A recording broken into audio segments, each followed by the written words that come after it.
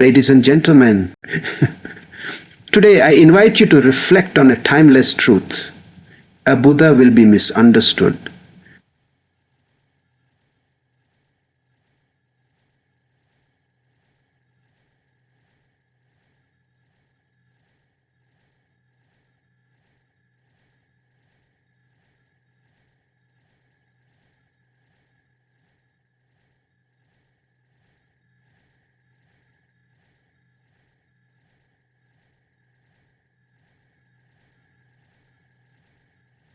The Buddha, the enlightened one, doesn't conform to societal expectations.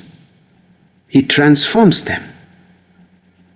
The Buddha, the enlightened one, doesn't conform to societal expectations. He transforms them. And that inevitably brings resistance, ridicule, and rejection. When a person reaches a state of transcendence, they move beyond the boundaries of ordinary human perception, emotion, and behavior. The Buddha, in this elevated state, no longer operates under the influence of ego, attachment, or societal conditioning. His thoughts are not born of personal ambition or survival instinct, but arise from a deeper wellspring of universal understanding. This very transcendence, though admirable, becomes alien to those who are still trapped in the narrow confines of conditioned existence. The enlightened being appears almost inhuman, too detached, too still, too joyful without reason, and such attributes puzzle the unawakened mind, which is trained to expect reaction, passion, and conflict as signs of life. To the average person who is caught in the endless loops of desire, fear, and social identity, the Buddha's peace is not just unfamiliar, it is unsettling.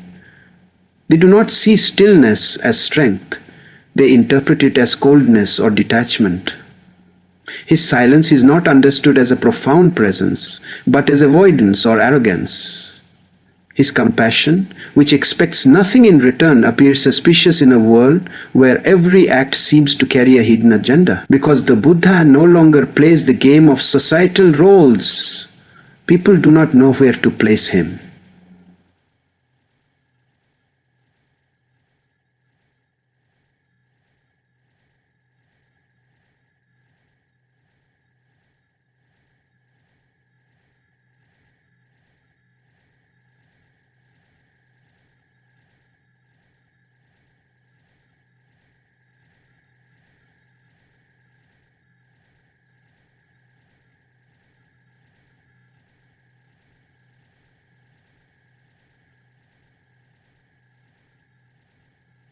Mita. This misunderstanding deepens when the Buddha refuses to react to insults, praises, or provocations. In a reactive world, this non-reaction is seen as a weakness or disinterest. People expect emotional engagement, whether it be anger, excitement, or sorrow, to validate that someone is real or relatable. But the Buddha has transcended such emotional bondage. His responses are grounded in awareness, not impulse. This absence of emotional turbulence unsettles others, as it reflects a kind of freedom they have not yet tasted and are not sure they want to. Instead of being inspired, many feel threatened because the Buddha's very presence reveals how entangled they are. Furthermore, transcendence takes one into a realm where language often fails. The truths spoken by the Buddha are not always logical or linear. They are paradoxical, poetic, sometimes mysterious, because they emerge from a dimension beyond duality. For those who rely solely on reason or cultural scripts to understand reality, these teachings seem confusing or impractical. The Buddha, by transcending the intellect, speaks to the soul, but a soul clouded by distractions and noise may not hear him clearly. Thus, transcendence does not bring applause or understanding at first. It brings confusion, suspicion, and often isolation. And that is the silent cross every Buddha must carry. The Buddha does not speak to please the masses. He speaks to awaken them. His words are not wrapped in sugar-coated comfort. They are designed to shatter illusions. Truth, by its very nature, disrupts. It questions the foundations upon which people have built their identities, beliefs, and lives. For most, life is not lived consciously, but it's a repetition of inherited values, societal norms, and personal fears. When a Buddha enters the scene and dares to expose the hollowness of these structures, he becomes a disturbance. He is not seen as a healer, but as a challenger. One who dares to question everything others have been taught to accept. Without doubt, comfort is a seductive prison. It convinces people that staying asleep is safer than waking up. A comfortable life does not require deep questioning. It only demands conformity.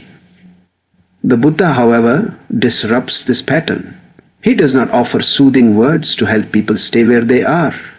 He urges them to look deeper, to face themselves, to recognize the false securities they've clung to. This can be terrifying. A man who has lived his whole life believing in control, status, or attachment will find the Buddha's message deeply unsettling. When the Buddha says that true freedom comes from letting go, it challenges the very fabric of worldly identity and success. People often react defensively when confronted with truth, not because the truth is false, but because it threatens the lie they are not ready to relinquish. The Buddha does not force truth upon anyone, but his presence alone becomes a mirror. In this mirror, people see their fears, pretenses, and bondage clearly, and that sight is not always welcome. The Buddha's truth is like a flame. It can light the path or burn the ego, depending on one's readiness to receive it. That is why many would rather reject the Buddha than question themselves. It feels easier to call him mad, deluded, or aloof.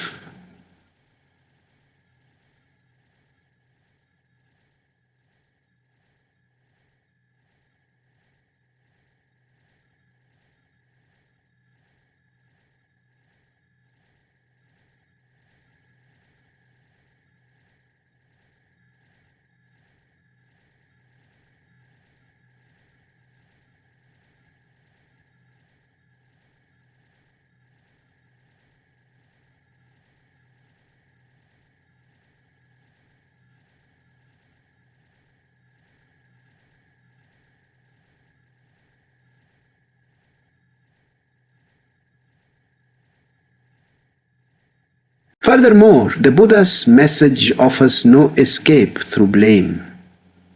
He teaches that liberation is an inner journey, that salvation is not found in gods, politics, or possessions, but in one's own awareness. This strikes at the very root of collective conditioning, which often teaches people to find solutions outside themselves. The Buddha's insistence on self-responsibility strips away the comfort of external dependence. People who are not ready for such radical self-honesty will inevitably misunderstand him. They want relief, not revolution. They want peace, but not the uncomfortable truth that real peace demands inner transformation. Thus, truth, though sacred, often walks a lonely road. Throughout history, those who have risen to higher levels of consciousness, those who have dared to see and speak beyond the illusions of the world, have faced rejection, ridicule, and even death. The world, ironically, has rarely embraced its greatest lights during their lifetimes. A Buddha, whether in the form of Siddhartha Gautama, Jesus Christ, Socrates, or Mansur al-Halij, always arrives ahead of his time. And because his vision pierces through the veils that the masses find comfort in, he is often met with suspicion rather than reverence.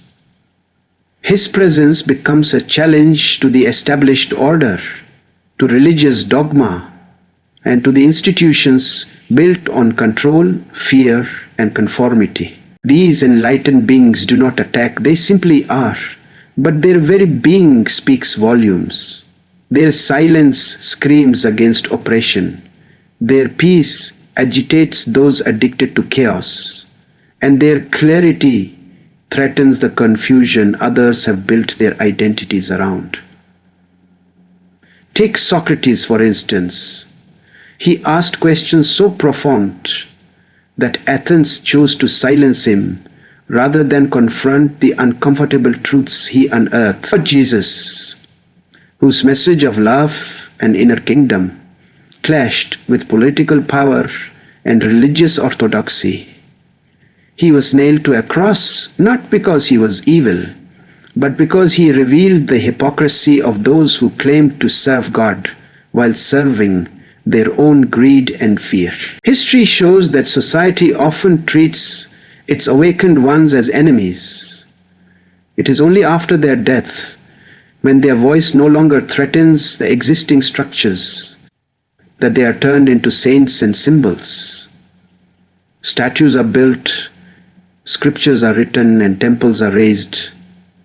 But all too often, the original fire of their message is domesticated, diluted, or distorted. People begin to worship the image of the Buddha while avoiding the inner revolution he stood for. The same society that once rejected the Buddha now glorifies him, but only in ways that are safe and non-thrusting to the status quo. This recurring pattern is not accidental. It reveals something fundamental about human nature. People resist what they don't understand, and more so, they fear what challenges the lies they've come to love. The Buddha is not persecuted because he has done harm, but because he reveals how much harm people are doing to themselves.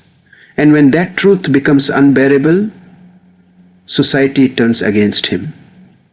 In this way, persecution becomes almost inevitable for anyone who brings deep awakening.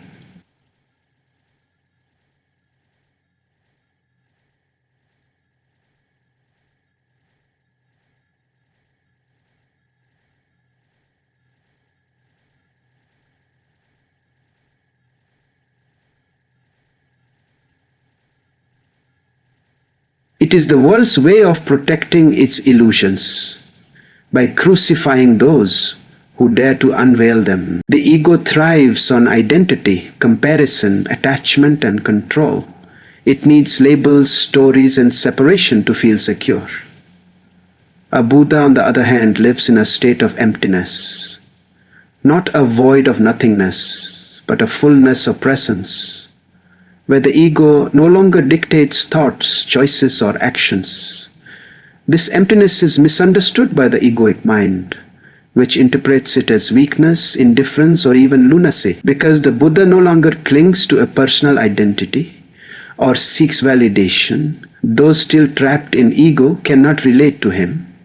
He seems too detached, too free, and too unpredictable for minds trained to live within rigid frameworks of self.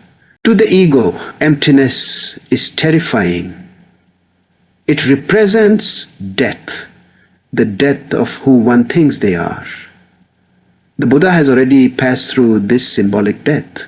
He has let go of desires, fears, and the false sense of I that binds the average person to endless cycles of suffering. The egoic mind, however, finds this hard to comprehend because it defines existence through roles and attachment. I want this. When the Buddha says there is no self, the ego trembles. It cannot grasp the beauty of egolessness because its very survival depends on keeping the illusion of self intact. This is why conversations with the Buddha can feel so disorienting to those who are still entrenched in ego. The Buddha does not argue, boast, or defend himself. He doesn't react to praise or blame. His presence is like a still lake that absorbs nothing. For someone whose sense of worth comes from being seen, approved, or validated, this can feel threatening. The ego constantly seeks drama, but the Buddha offers stillness. The ego seeks to be right.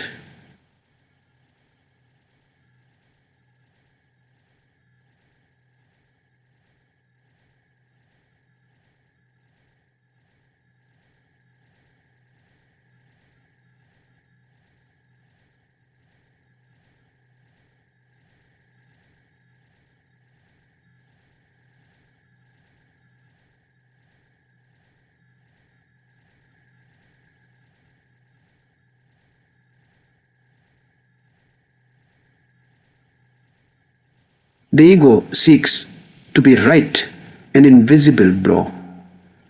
But the ego seeks to be right, while the Buddha seeks to be seen. But the Buddha seeks to be seen. But the Buddha seeks to be seen. The Buddha, moreover, the Buddha's emptiness radiates a silent power that the ego cannot dominate. Most interactions in the world are about power dynamics. Who is above? Who is below?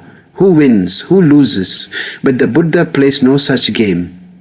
He stands outside of this structure, which makes him unpredictable and uncontrollable. To the ego, this is deeply unsettling.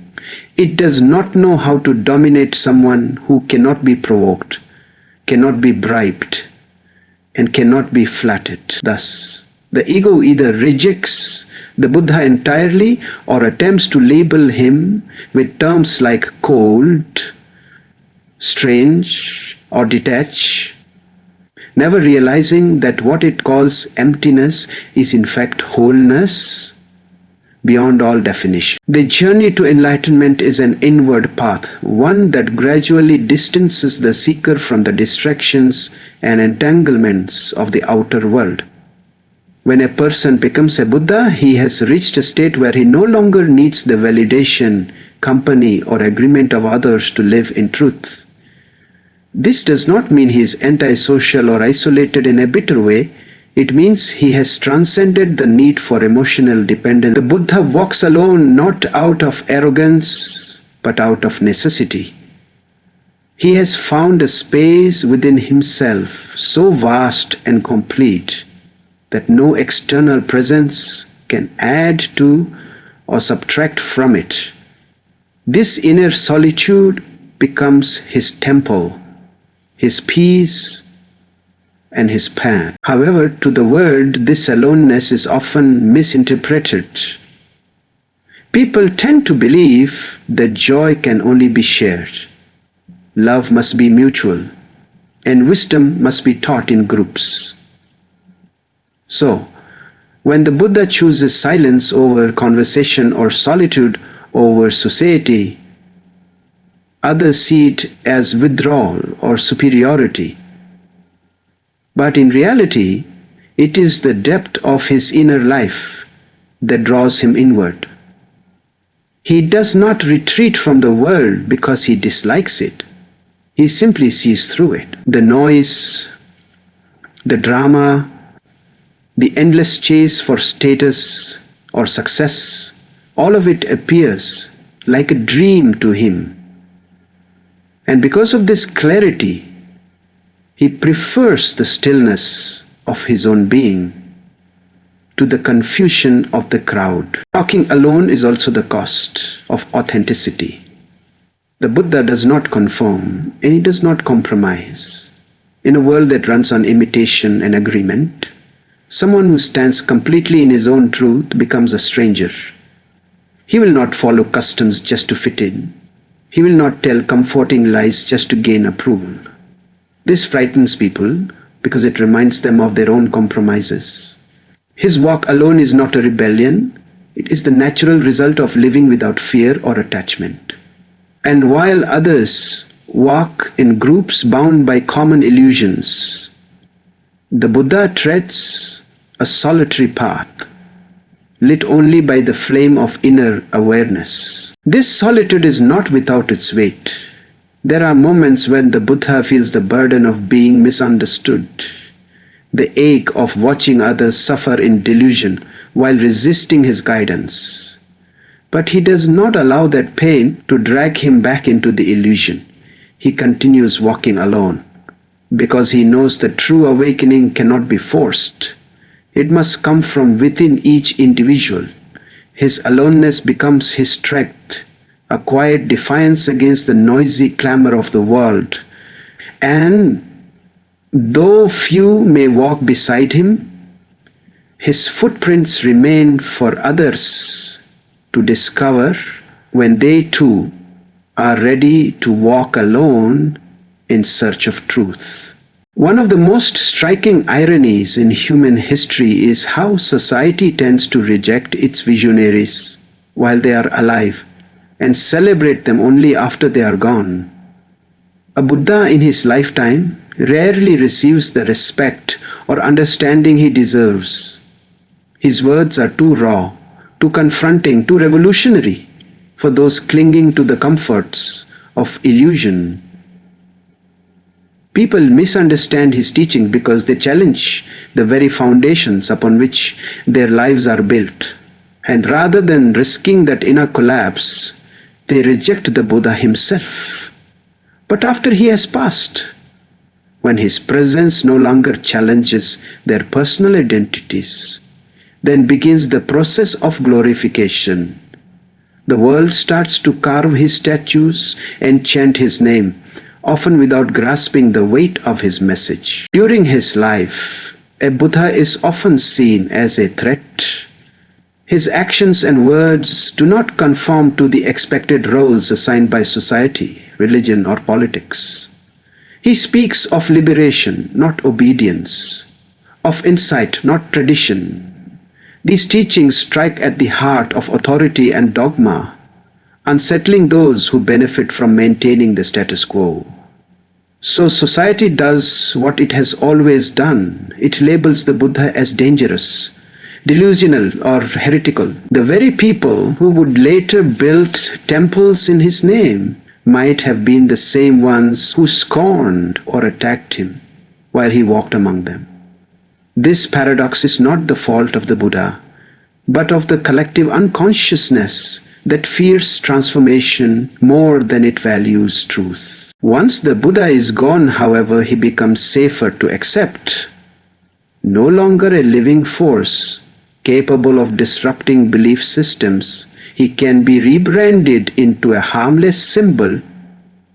His message is diluted to suit the preferences of the masses. Instead of inviting people into the fire of self-sermonization, his teachings are turned into rituals, ceremonies, and myths, something to be admired from a distance rather than lived deeply within. The very people who once ignored his presence now raise monuments, not realizing that true reverence lies in understanding, not worship. By turning the Buddha into an icon, society avoids the uncomfortable task of turning inward, which was his original call. This cycle reveals a deep resistance within humanity to confront truth while it is alive and active. It is easier to romanticize a Buddha after his death than to walk the difficult path he once walked. True, transformation is frightening. It demands the dismantling of one's false self. And so, while the world eventually celebrates the Buddha, it often does so by neutralizing the power of his message. He is honored not as a mirror for change, but as a memory of something unattainable. In doing so, people miss the living spirit of the Buddha replacing it with lifeless homage. The Buddha's presence, so potent in life, becomes a myth coated in gold, admired from afar but seldom embodied. A Buddha does not speak for fame, applause, or recognition. He speaks because truth must be spoken. His teachings are not time-bound. They carry the pulse of eternity, though he may be ignored, misunderstood, or even attacked in his lifetime. The essence of his words continues to ripple across generations. The world may reject the Buddha, but it cannot bury his message. His presence is like a stone thrown into the still waters of human consciousness. The ripples it creates travel far and wide, reaching minds and hearts long after the initial impact has been forgotten. This is the quiet power of truth. It does not need a platform. It only needs presence. As time passes and the world slowly awakens from its collective slumber, fragments of the Buddha's message begin to be recognized, not always in the exact form he presented it, but in essence and spirit. People who once saw his words as strange or threatening begin to see their relevance in their own suffering. His message, preserved through stories, scriptures, and oral tradition, finds new homes in new hearts. These seeds of wisdom may lie dormant for years, decades, or centuries. But when the soil is ready, when someone reaches the edge of their own illusion, they begin to sprout. In this way, the Buddha's influence expands long after his physical departure. This timeless transmission of wisdom is what makes a Buddha immortal, not in the physical sense, but in the way his insights continue to touch and transform lives across ages and cultures. While empires fall, technologies evolve, and beliefs change, the core of what the Buddha teaches, awareness, compassion, non-attachment, and inner freedom, remains eternally relevant. Those who encounter his message at the right time experience it not as old philosophy, but as a living truth. It resonates with something deeply buried within them, as if the Buddha is speaking directly across the ages, reminding them of something they had always known but forgotten. Each generation that touches the Buddha's message is offered a new chance, not only to understand but to embody it. And from those few who take it seriously, who begin their own journey inward, another light is born. Another seeker turns into a sage. In this way, the Buddha's message regenerates itself through the courage of the awakened few. His words are not meant to be repeated blindly, but to be lived with awareness. The messenger may die, but the message becomes a living current.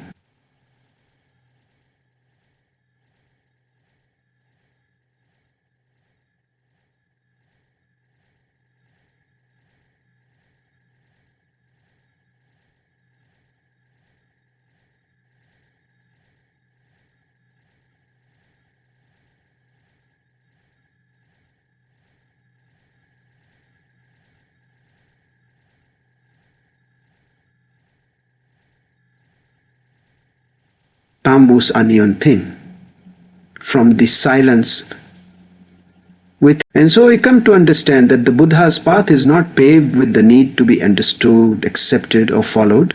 It is paved with unwavering truth. Though misunderstood in his lifetime, though rejected by the many and embraced by the few, his essence remains untouched. The light of his awareness continues to shine, not through monuments, but through moments of courage when one dares to look within. Let us not merely admire the Buddha from a distance. Let us hear his silence. feel his solitude, and carry his message not as words, but as living truth. For in the stillness of our own being, the Buddha waits, not to be worshipped, but to be realized.